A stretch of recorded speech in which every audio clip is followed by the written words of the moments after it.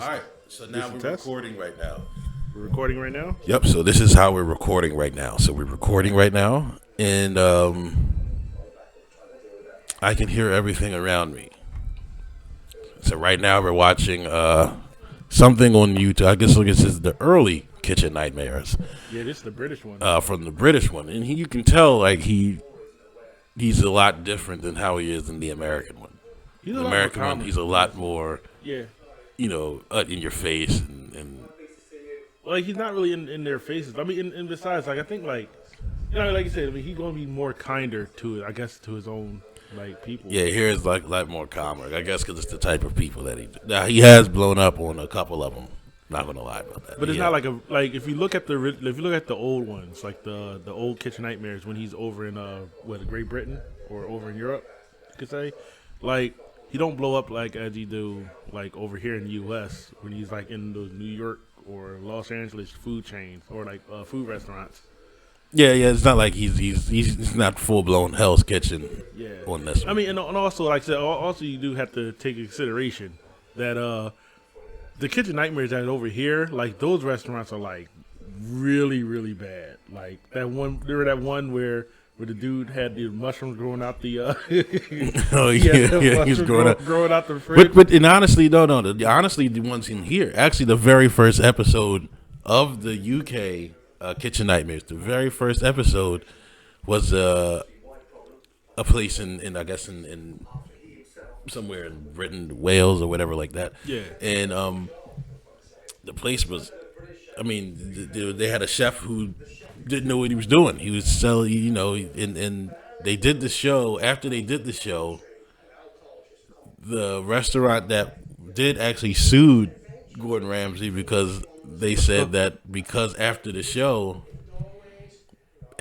aired, it made them look worse. The chef ended up he wasn't able to get a job anywhere else because people would see his face and recognize him from it, and they wouldn't get it.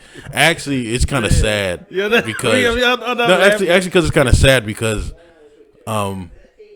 like I looked up on the thing and the woman actually lost the restaurant. Oh, she actually was homeless. Oh wow. Yeah, she actually went homeless behind it. Wow. She lost everything and she was homeless, and she blamed Gordon Ramsay and stuff for that for making the show and the producers for making the show look made it seem like the restaurant was really, really bad. It's horrible. That is bad. I mean, hopefully is there like an aftermath to that? Like did at least Gordon like kind of like help them out or something? Or? They actually did go to court, and they. Of course, they claim no wrongdoing, anything like that. Yeah, no, he didn't help her out or anything like that. But and how did so this is not really just an American thing when it comes down to like screwing people over. Oh no, it's all about the ratings. Yeah, it's all about the ratings. Like, it's just not like wow, that's so how can they sleep at night? Like man, they sleep like babies. Yeah, I mean, obviously, yeah. I mean. The Gordon Ramsay curse has always been there, Yeah. Like, and if you don't know what the Gordon Ramsay curse is whenever he did a show like this, it was because if you ever did a show like this, your restaurant wasn't going to be around too much longer because you were so far into the red that you couldn't survive, after the show. Yeah. So what that you pretty much was on there to make a fool of yourself. Yeah. To give. It's just a circus act. Yeah, that's all it was. Yeah, and to make you look bad, to make it look entertaining. That's pretty much what it was about. Wow. And you know what? It's also a little food for thought, though. So, like, if you are in the restaurant business and your restaurant is not doing too well or hot, I wouldn't call on Gordon Ramsay and their crew. Oh, absolutely not. No, I wouldn't. Instead, I would rather just like, have there been any horror stories with John Taffert? Because I mean, it seemed like every no. There's been horror stories with John Taffert, like the one down in South Street. What was it called? Lickety Split. Oh, if you remember, if anybody remembers, there's a couple of them. It was Lickety Split, and they went down, but they were so far. Hold on, but they were so far into like what was it? But then they turned it into Second Story, or I can't remember what it was called. Yeah, but Second store, and it didn't last too long after that. And also right down the street from there, they did one of the episodes of Downey's Irish Pub. well, Downey was already Downey even before John Taffer was there. Downey was already like. Well, that's what I'm saying. And see, a lot So of- they were see, already see, but those- already failing. Yeah, but and they those use it failings for- though. If you look at what I'm saying, if you look at those failings, they're not the fault of John Taffer. They were mostly for the owners because sometimes the owners will just have them on the show just to get new equipment and then they'll sell it off. No, yeah, but it's still for the purpose of ratings. Yeah, You know, you because a lot of people, like even on the Kitchen Nightmares, they would tell, you know, during the things they would focus on certain things that really wasn't that bad. yeah, You know, and then sometimes the producers would place plants into the place. You know, they Yeah. would there was one, even though they had a couple here in Philly, they were looking for people on I remember it was like maybe about 10 years ago, and there was a place down in Philly that was doing a taping, and they had posted something on Craigslist talking about we need people down here for a TV taping for a restaurant, and they never said who it was, but you knew if you seen the show, you knew it was Kitchen Nightmare. I wonder if it was that restaurant, the one that was on Lancaster Ave. You know that one, like that old. It was like a Mexican restaurant. Yeah, it probably was that, but I can't remember which one it was. But they were looking for people there, Wow. you know, and like I said, it's all about Yeah, entertainment. it's all about ratings. It's all about ratings, and I've been told that, you know, that because of some of the producers would kind of coach people there to say things and do certain things that out of the norm, but Okay. it's just to make good TV. Like I said, Yeah. chaos creates ratings. It do. No, it absolutely do. Like you wouldn't have reality TV show unless there wasn't, unless there was chaos. Yeah, there you has know? to be some sort of chaos. If everything goes smoothly, there's no reason for Yeah. them to be there. It's not it has to entertaining. be. It has to be some sort of reason to go to do that. Yeah, it's never entertaining when there's no chaos, nobody yelling, kind of calming. I mean, I want to. My thing is, I want to know like how many people Look at that. enjoy the British, like the British Kitchen Nightmares over the American. Kitchen Oh no, Nightmares. yeah, absolutely. No. Matter Like- of fact, let's see what we have going on right here. Let's see. Wait a minute. I'm trying to figure this out. Here Like, we go. what was the point? See, like, you saw that shot right before you changed. You saw that shot of them, like, actually using the, showing like a half empty, like, look like a stale glass of soda. You know, like, what was the point in that shot? Like, what was the whole point? No, yeah, no, absolutely. You know, it wasn't necessary. What's the point of it? You know, I think like I said, the major point is just to make the restaurant look bad before they do their renovation. Like, Well, yeah, look and how, it makes look it how seem bad like they are. Look how terrible the food is. I mean, I'm not actually I'm not, this is the one. This is the one right here. The very Okay. first one right here. This that is the one. very first. Oh, okay, I remember that one. The very okay. first episode right here. Wow, I remember that one. Like, let's see, like overall, like I find that like while watching Kitchen Nightmares, like I'm not taking anything away from Gordon Ramsay as a chef because I think I'm pretty sure he's a really good cook and everything, but his palate is not of the general audience. Of course, yeah, You know? he's one of the ones who have a, you know, if you want to call it that, a Sophisticated? so-called 5-star palate. Oh, And that, 5-star. that goes with the same with Wolfgang Puck, you know, and all the other so-called, you know, celebrity chefs. They're good. They know what they're doing, but their palate is on such a different level, you Yeah. know, because of their experience of where they worked and where they cooked. And they like taste things like differently. Yeah, but like I was saying, yeah, and it's all based off their experience because they had Yeah. they've actually had a chance to experience the best of quality of certain things. Yeah.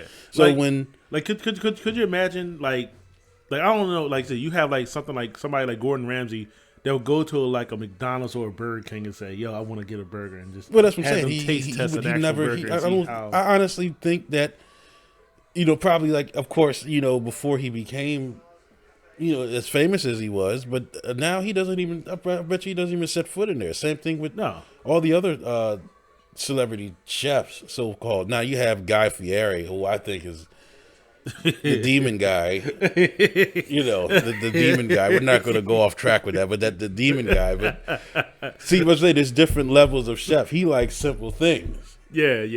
Like he do like the diners he's a and hamburger, dives and stuff. like he's a hamburger, chili, everything in queso type of guy, Everything in queso. Like he's like, he's that type of guy. He's like, the hero, the number on my hero. I think the drinks that I did a number on that hero I had. He's like, why do you think I got a chili dog on the way over here? I had to throw most of it out. Greek special my ass. That's the demon guy. Yeah, that's the demon guy. One trip to Flavor Town. Well, speaking of guy, this kind of reminds me. Like, I'll say so. Back in 2017, I went on my very first cruise, and it was on. It was definitely on the. It was on Carnival, and they had Guy Fieri actually have a burger restaurant on the ship. On the cruise, Guy Fieri. Yes, there was actually a Were burger the people restaurant. dressed up like Guy Fieri? I wish they did actually, because I was under look, you talk about my first experience on a cruise, so I have no clue on nobody to really tell me like how a cruise actually works. So it's kind of like, when I found out they had like a Guy restaurant, I'm thinking he's going to be on the ship itself, like serving us burgers or something like that. Ah, please. But or at least have like a mock-up guy there to do it. But apparently they didn't. But I'm not gonna hold you. The burgers was good, and not because it was included in the price of the ship tickets. It was actually generally good burgers like that was made to order. It was actually generally good burger that was made to order, man. Like, and then you had like the little serving station where you can put you can put your own cheese on there, or caramelized onions, or if you want raw onions, if you want it raw, you have to tell them you want raw onions. Yeah. But they had like the caramelized onions out though. Okay. Yeah, that reminds me of the time when, like I said, they should have people dressed up like Guy Fieri. Then if he can't be there, dressed in Tommy Bahama shirts and soul patches and exactly and Oakley sunglasses. My thing is, what better place to dress up as Guy Fieri as on a cruise? Like, the man dressed like he should be on a cruise. Now, speaking of food, we're watching the first episode of the very first episode, even in the UK, of Kitchen Nightmares, and they had no people into the restaurant, so they're trying to get people to come in, which is again part of the show. Like I said, it's making it look bad. And she was not laughing because of it. She actually, like I said, she lost everything. She did. Wow. Like, so, I mean, it's one of those things where it's just like, it's too pretentious. Look. See, he doesn't know what he's doing. He's trying to do fine dining, but he's never been a cook anywhere. He doesn't know how to call the tickets. He's never been a chef anywhere. So he doesn't know how to run tickets, and neither does his sous chef knows how to run anything. And that's where you say the owner should have, like I said, the owner should have either, like, well, she was desperate. She was desperate to find somebody because she couldn't find anybody of quality. But that is a desperate attempt to find somebody to cook for you. But like at that point, you might as well just like make everything simple, though, right? Yeah, no, I agree. And see, look, he something that happened. Look at that. And then, wait a minute. So then he turns around. And wait a minute. See, you don't know what he's doing. Look, you see what he's doing? Like, nah, he definitely don't know what he's doing. Like, he definitely don't. He said, if you toss that cabbage once more, I'm gonna ram it up your ass. Because he's not doing anything. I wonder how It is only small 11. that restaurant is. 'Cause that restaurant even looks small on television. Yeah. The restaurant even looks small on television. No, it's like not the a lot of dining space. It's not a lot of space, but you see what I'm saying? Simplicity is the key. Area. It is. There's no need to do duck ravioli and some bullshit For some reason sauce. that duck ravioli looks bland as hell. Well, he just said it's burnt. Oh, it's burnt. See, that's even worse. Like I was giving it the benefit of the doubt that it was cooked. It just looked bland, like unseasoned. He just said it was burnt. Like, look, they don't know what they're doing. No, they definitely don't know what they're They doing. clearly don't know what they're doing. And there's a lot of people out there that cook. Speaking of that, I posted something in a family page. Oh my god! The other day. I don't know who it was, but there was a woman, and it looks like she had 2 large plastic tubs full of overcooked macaroni. That shit looked overcooked as fuck. It was overcooked macaroni, and then she commenced to put another huge plastic container over top of it, which were eggs. And I was like, "What the hell is she making?" Quick question: Was that scrambled eggs that you put I in have it? no. I don't think it was scrambled eggs. It looked like they were like Mint. mashed up hard boiled egg. Okay. But it was a lot. It was enough to fill up a small like a plastic container, like a huge plastic container, almost like a tray almost. And then she commenced to put a entire plastic jar of relish. And I'm like, what is she doing? And it looks like a commercial kitchen in the background, so it looks like this woman has an establishment. And I'm looking, I'm like, and then she turns around, and then the coup de grace of it all, she turns out, and then she turns around and puts industrial sized cans of tuna. I don't even think it's chicken of the sea. It was like generic industrial brands of tuna, canned tuna, into the entire mixture, and she's just mixing it with her hands. And I think, okay, I think she's making some sort of macaroni salad. Like tuna macaroni salad. But it's not for her consumption. It looked like she made enough, like as if she had a business. Despicable. And I'm like, what the hell, man? It's like anybody who owns an establishment, or if any person finds out, first of all, I was like, why would you put that on here to let other people see how you prepare your food? Especially, I don't know anything about it, so I'm not going to speak on like if it's true or not. But I'm just saying, if she were to say that it was freshly made, that's a lie. Yeah, it's a bold-faced lie. That definitely is a bold-faced lie. If you are a chef, if you call yourself that, if you call yourself even a cook, even a cook or something like that, there is no way. If I were to find out that a restaurant that you go to, That's a hard ass call. Yeah. He ate a rancid scallop. He ate a rancid scallop. That's what happened. He ate a rancid scallop. Man. Told you, it shows he don't know what he's doing.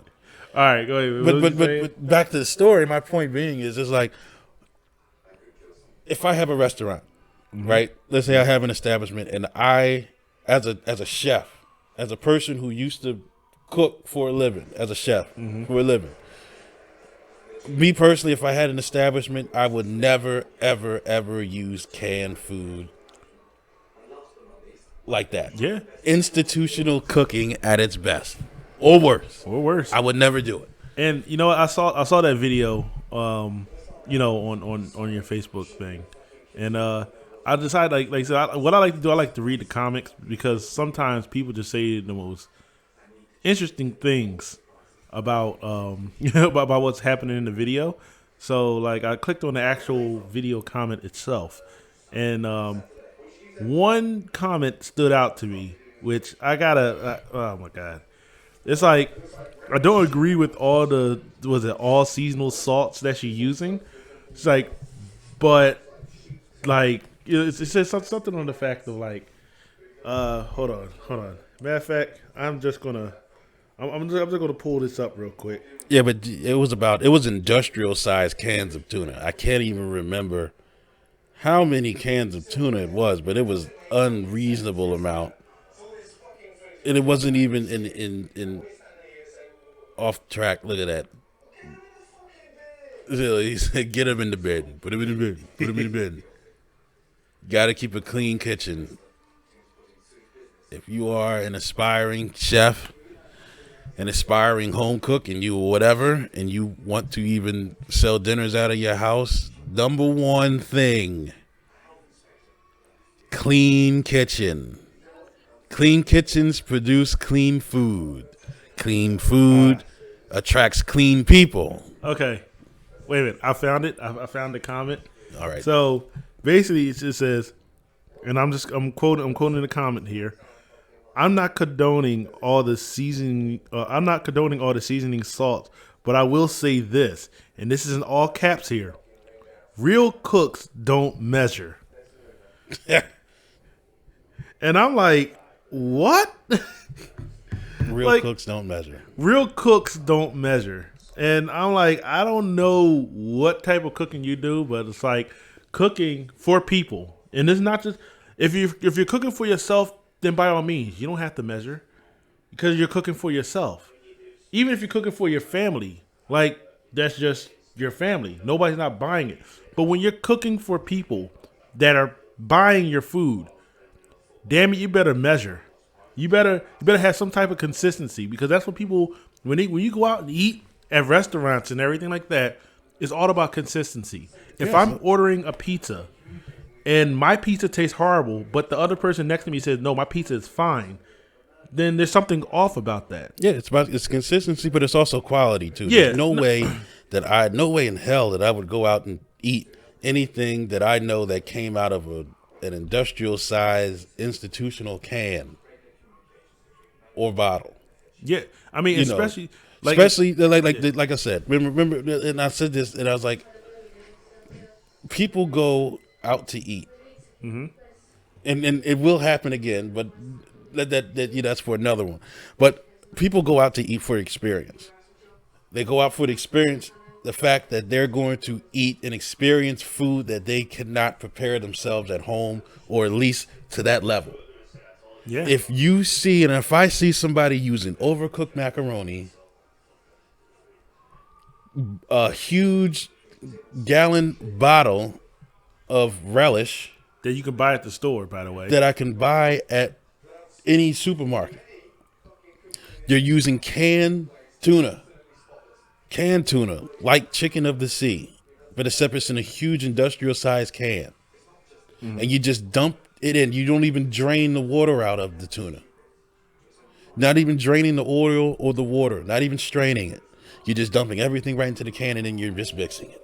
Yeah, and it's I could make that shit better in my own home.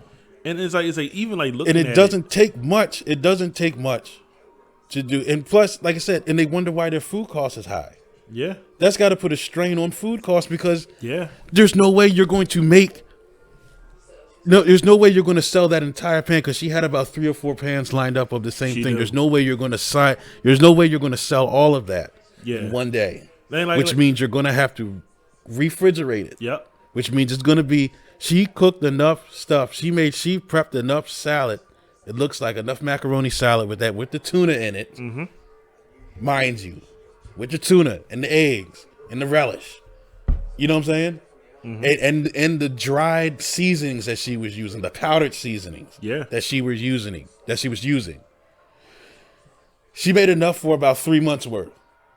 Who in the hell is going to eat macaroni salad that's been sitting in the fridge, even though it's been refrigerated at the right temperature, even though it's at the right remaining temperature? Who the hell's going to eat it that's been sitting there for 3 months? Yeah.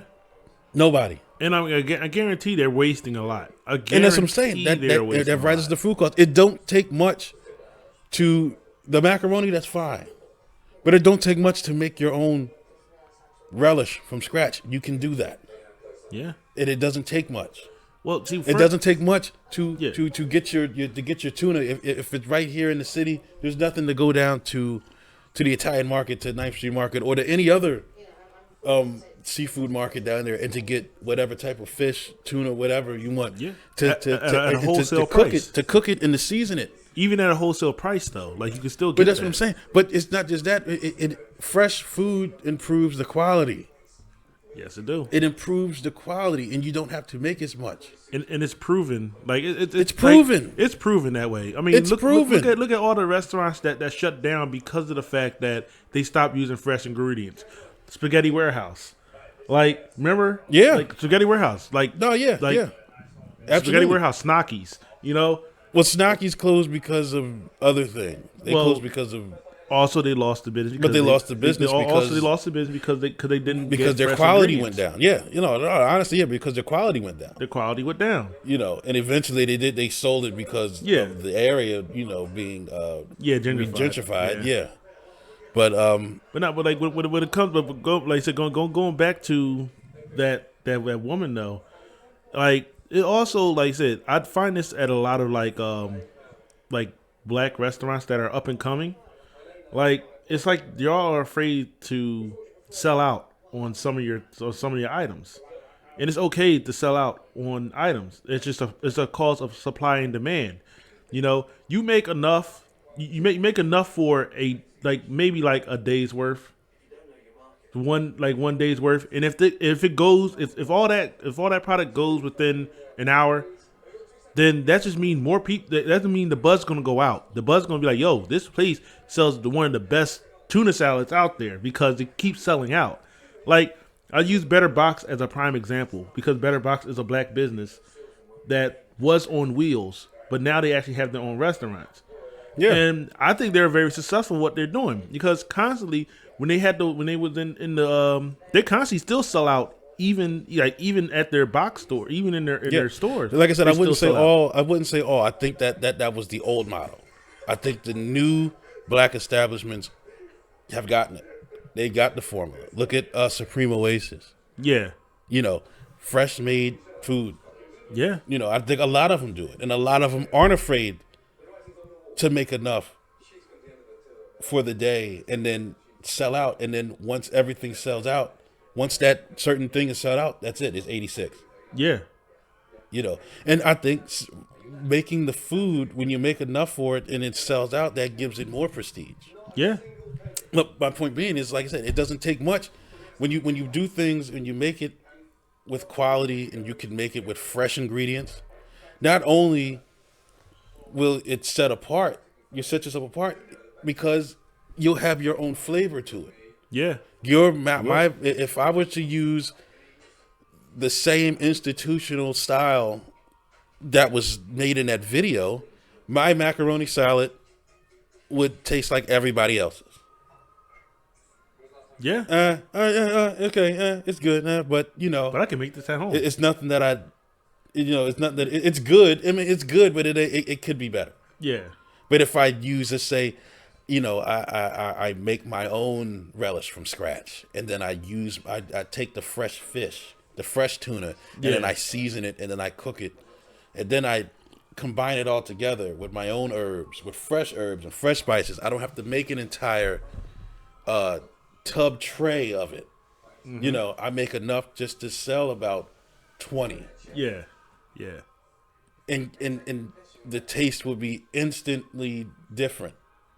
Yeah. Wow, this tastes completely different, man. This tastes completely different than what I'm used to, than how I pictured in my mind. Everybody in their mind has an idea of what macaroni salad, potato salad, it just goes for anything, by the way.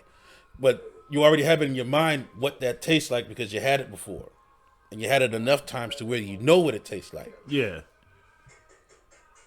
But So it's like, how do I separate myself from that? And From that institutional basic taste. cooking is not the way. Now, question do you think a great idea is kind of like, so what you're pretty much saying is basically you have if you're making something for people, you have to make something that's better than the basic. Yes. You have to go beyond the basic. Yes, even if you keep it simple, even if what you do is the simplest, and I go by the mantra simplicity is key. Yeah. I'm not a fine dining type of person. I'm not going to sit there and eat, like I said, a pan-seared scallop with garlic au jus, Yeah. With sprinkled in capers and shit like that. With a carrot demi glaze and all that stuff like that. I'm just putting words together, but you know what I'm saying. That's not a real thing. But why can't you just make a scallop taste like a damn scallop? You know what I'm saying? Like pan sear it, simple seasoning, simple herb. That's it. About two seasonings and an herb, and that's it. 2 seasonings and herb. That's it. And just, go about. If you're using the freshest ingredients, let it taste like what it is. Yeah. There's no need to take an expensive quality product and to make it taste like $2 barbecue sauce. Yeah. It's not. What's the point? Well, that's like I said. That sounds a lot like barbecue. Like you go. Barbecue. Well, barbecue is mainly using cheap cuts, and that's what makes a good chef or a good cook in general. Yeah. Are you able to take the cheapest of quality? Yeah, and then make it delicious. Turn it into something. Like turn it into something that you felt that you never had before. Like you take the cheapest cut of meat and you dock it up to the point where you're like, damn, this is like one of the best. This is one of the best. Yeah, and I'm back to. I didn't mean to say the lowest quality. I'm saying the cheapest cut. The cheapest doesn't necessarily mean the lowest quality. Yeah, I'm sorry about that. I backtracked on that one. But take the cheapest cut of product. Yeah, and to turn it into something extraordinary. Yeah. Like but that takes creativity. Well, like I said, so something that the basic common man can get at their dollar, but you dress it up in a way where you feel that it's something that a rich person can afford. It is not even what a rich person can afford. You just make it taste good. Well, no, I mean I hear what you're saying though, but like I said, I'm talking like from the restaurant standpoint. Because think about it like this, like you said before, a purpose of a restaurant is the experience, right? Yes. So, and that means is like you're going to experience something that you feel that you never have the chance to experience with the dollar that you have. See, thing about it is television and the media and even the things that we read have basically the common work guy or the common working person to basically think that the only thing that we can afford is basically the cheapest cuts of meat, like I don't like trying to think like a ribeye. Ribeye is a cheap cut, right? Is that a cheap cut? Well, let's go with a cheap cut ground chuck. Ground chuck. Okay. Or just chuck. Okay, chuck meat. Chuck beef, right? And it's like you could take that chuck beef and you could make that chuck beef in the idea of eating like a really good filet mignon. You make it tender as such, make it tender at that. No, you might not get it exactly like it. Well, let's say the cheap cut is like say chuck roast, sirloin. Yeah, okay, sirloin. All right, we'll use sirloin. Yeah. There you go. So sirloin, as an example, you take that sirloin and you dock it up to the point where you feel like you're eating something that a person that has the money to do this will eat it. But it's priced at a reasonable price. You're taking something that literally costs pennies. Exactly. But you're giving somebody a top dollar experience with their food. Yeah, but it also comes down to the individual person who's cooking too. You got to put yourself. You have to put your story on the plate. Yeah. And sometimes, and that goes for good or bad, because some people are very busy in their mind, and it shows in their cooking. Yeah. Which is what I go back to. Sometimes doing too much, you have too many flavors on one plate. That's too much. Yeah. Sometimes, like I said, why can't you just let something taste like it is, and you can do that? Yeah. With the simplest of ingredients and the simplest ways or methods of cooking. Sometimes people get too clever. And and want to create things for that. And sometimes there's a market for that. Now abstract chefs, abstract cooking, abstract restaurants. There is a market for that. Yeah, well, I'm pretty sure that market. It's a niche market, but there is a market for it. It's a niche market because that kind of market, I feel, is only for a certain group of people that can afford that. Like I feel like when it comes to like abstract cooking or abstract eating of certain foods, it's only made for people who have experience in on a daily basis the best of foods. And it's like, oh, I'm bored with all of this. I want to try something different. Like, oh, let me go ahead and get like a, I don't know, like some type of exotic bird egg or some shit like that, and just you know what I mean? Yeah, like you said, like ostrich egg. You know, yeah, like an ostrich egg. Like, what common folks gonna sit there and say, man, you know what I want for breakfast? An ostrich egg. No, like that's not gonna happen. But I guarantee a rich motherfucker would definitely be like, the whole thing. Look at that. You know what I want? Yeah, I want to try one of these He looks days. Disappointed. This, I'm sorry. Oh shit! Wait, is he burnt? Yeah, he burnt? whatever he Oh cooked, he's cooking for his family, and he burnt it, and his dad looked disappointed. Like he looked disappointed. Like I told him, like this is not what he should be doing for the rest of his life. Like choose a different career, son. Oh man! Look at that. Oh, he burnt the croutons. That's what happened. Oh, he burnt the croutons. He burnt because he was making a French onion soup, and everybody knows a great French onion soup has to have perfectly crisp crouton. Really? Yes. Here's the thing. I don't eat French onion soup because and it has to have cheese on it. There's no such thing as French onion soup without the cheese. I know. You got to have the cheese on top. You got to have the cheese. You got to put it into the salamander. Now, question. And you got to put it into the salamander, and you got to let it bubble over. That's the bubble over, and you have the crisp, nice crisp, perfectly toasted crouton underneath the cheese and right on top of the soup. So that way it doesn't get soggy. It still maintains that perfect crisp that gives that perfect consistency to the French onion soup. Question: what kind of cheese do they use for a French onion soup? Like, I'm assuming you can use any type of cheese for French. It's always like soup. mozzarella. It looks like mozzarella or mozzarella. Well, it has to be. It has to. I would assume it has to be something on top of something that kind of stretches over. But you don't have. I'm pretty sure. I think it's Gruyere or Gruyere. Okay. I think it's Gruyere cheese. I think that has to go over it. But there's also ones that's actually use basic Swiss. Basic Swiss. Okay. You can use any type of cheese for it.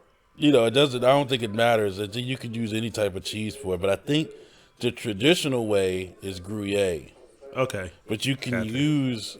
I think you could sub Gruyere if you don't have, because Gruyere is. Yeah. I don't know how easy Gruyere is easy to come by, but Gruyere gives it that.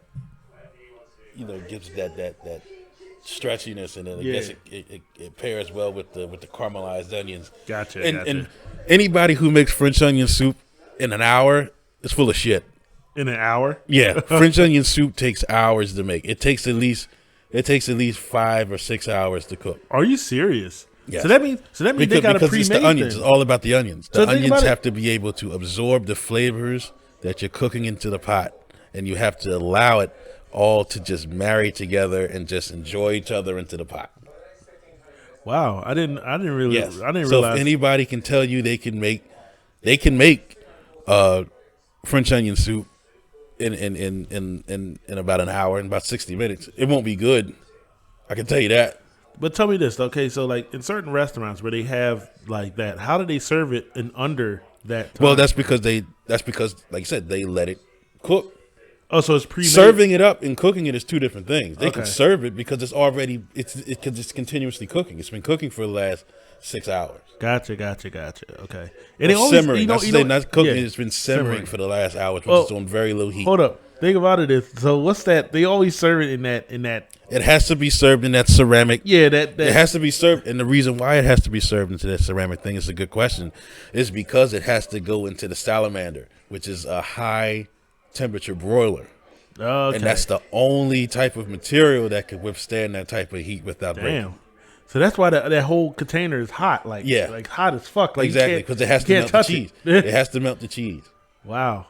It has to melt the cheese over, and it has to toast the crouton, which is under the cheese. Holy shit, that's But a that's lot. why it's always served in that white with the brown top Yeah. ceramic on top Yeah, of it. yeah. That bowl. That's the only thing that's willing to withstand that type of heat. Wow. Inside the salad. So basically, if you order French onion soup, if you order French onion soup, it just comes in a regular bowl. Yeah, if anybody sells you French onion soup in a regular bowl, just throw it out. You say just throw it out. Just Yeah. fuck it. Like, Yeah, I know that piece of shit. Alex would probably eat French onion soup out of a regular bowl, but he's a piece of shit anyway. He doesn't know what he's talking about. Oh my god. Yeah.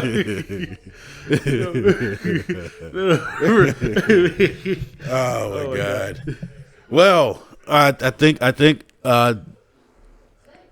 that was a really good test run, I guess, if you want to call it that. I guess we're trying out this new equipment, but it's be more of this talks about absolutely randomness of nothing. Yeah. Absolutely nothing. But it ends up being something because it's very interesting. So Hold up. So what should we call it? Should we call this Absolute Zero? yeah, I'm down with that. Yeah, call the show Absolute Zero. I'm down with that. And my name is the Shenanigator of Shenanigator Food. So if anybody wants to request anything, well, we can't request anything now because everything is closed. But when everything does open back up safely, I will be doing the restaurant Shenanigan tour again. And I am the Shenanigator X, and my tag team partner, the Unqualified Gamer. Yep. The Unqualified Gamer, a.k.a. Weeaboo Ramen. The ramen, my Weeaboo Ramen is on a hold now since the whole Corona thing and all the restaurants are closed. But when everything's open back up, I will definitely be visiting a lot of Japanese and other establishments out there, and just regular restaurants as well. I also do regular restaurants, but most of my critiquing comes from ramen because I am the ramen dealer, as some of my friends call me. I always recommend ramen places around Philly, and they praise it for that. So, but you can follow me on Instagram under Unqualified Gamer, and with that, I guess what that's it. I guess we can sign out now. I guess we can sign out. Shenanigator J. I'm changing it now because I can do that. Shenanigator J and the Unqualified Gamer. And I guess that's the end of this test run. Peace.